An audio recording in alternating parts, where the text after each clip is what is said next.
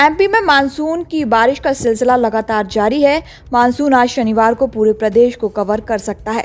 रतलाम में शुक्रवार की शाम से शुरू हुई तेज बारिश का दौर देर रात तक जारी रहा। शनिवार सुबह 8 बजे तक जिले में 2 इंच बारिश दर्ज की गई।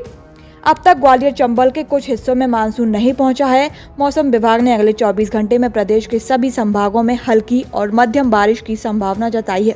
इसमें रीवा, जबलपुर, उज्जैन संभाग के जिलों में कहीं कहीं भारी बारिश होने का भी अनुमान जताया है।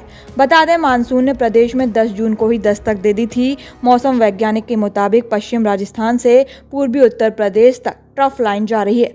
इसमें राजधानी समेत प्रदेश के सभी संभागों में हल्की और मध्यम बारिश की संभावना बनी हुई है। साथ ही ये भी जानकारी दी गई कि शुक्रवार को मानसून गुना और अशोकनगर तक आ गया है। आज मानसून प्रदेश के बाकी बचे ग्वालियर के कुछ हिस्से और चंबल संभाग को कवर कर रहा है।